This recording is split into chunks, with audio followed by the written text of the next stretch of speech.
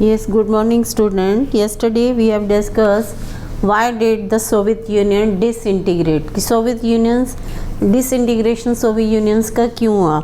Because the Soviet Union maintained a huge nuclear and military powers.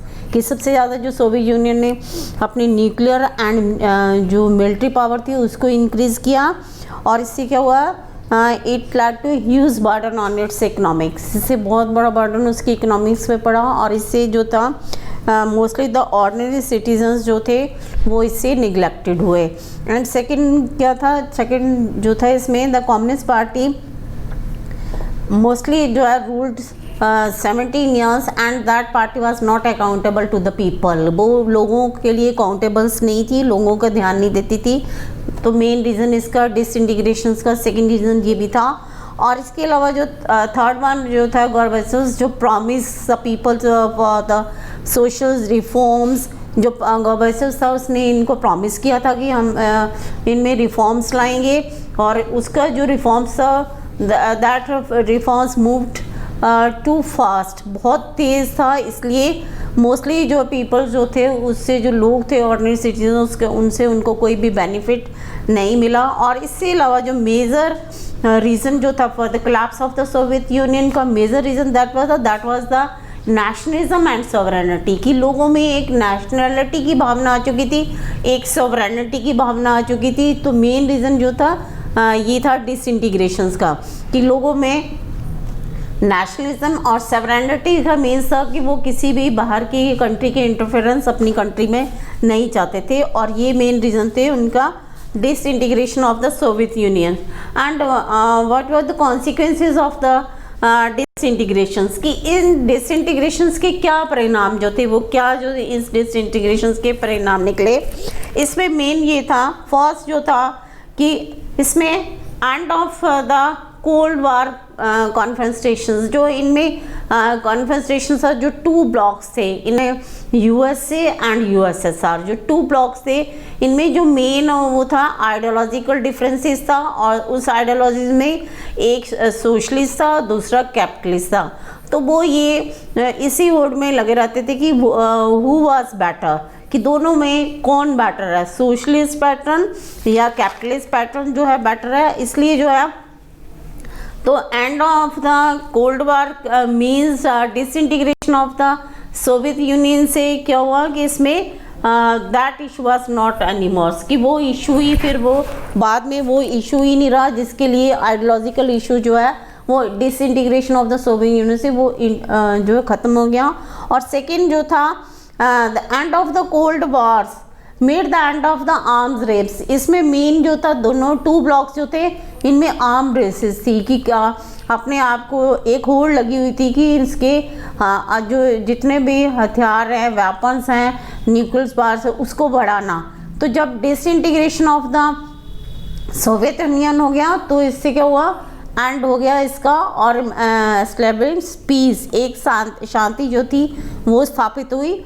और third जो था इसमें ये मेन था कि the end of the cold war left open the two possibilities, either the remaining super power would dominate and create a unipolar system और different countries और states और the group of the countries that bringing in a multipolar system. कि अब इसमें ये and of the cold वार से ये हुआ कि क्या जितनी भी ये रिमेनिंग स्टेट्स हैं वो एक यूनिपोलर वर्ल्ड की तरफ जाएंगी। यूनिपोलर वर्ल्ड्स में एक ही जो जिसकी पावर थी दैट वाज द यूएसए, या ये सब अपनी अपनी जो जितनी भी डेवलपिंग कंट्रीज हैं ये एक मल्टीपोलर की तरफ जाएंगी और एक इंटरनेशनल जो है सिस्टम के में एक इम्पॉर्टेंट रोल जो है ये प्ले करेंगी। And but there was a so that no power could dominate, कि कोई भी पावर जो है वो डोमिनेट कर एक मल्टीपोलर वर्ल्ड्स को स्थापित किया जाए। बट उसमें क्या हुआ, मेन जो है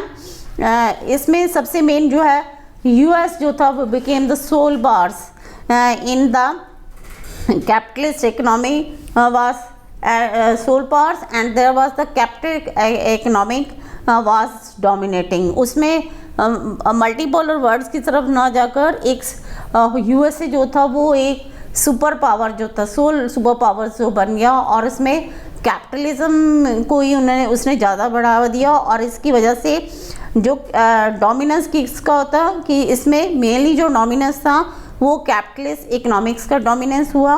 और इसके अलावा जो है institutions like World Bank and IMF under the dominance of US has become chief adviser to all this countries.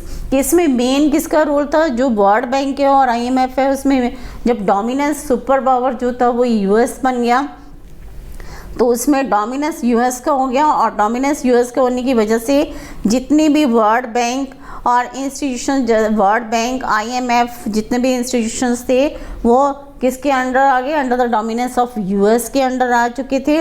और US उनका चीफ एडवाइज़र बन गया, become the chief adviser to all these other countries का chief adviser बनना।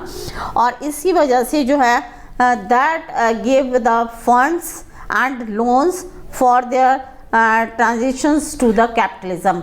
कि वो जो है उसमें फंड्स देता था, लोन देता था, लेकिन किसको बढ़ावा दे रहा था, दैट वाज द कैपिटलिज्म। और इसके अलावा जो है end of the Soviet bloc mean the emergence of many new countries.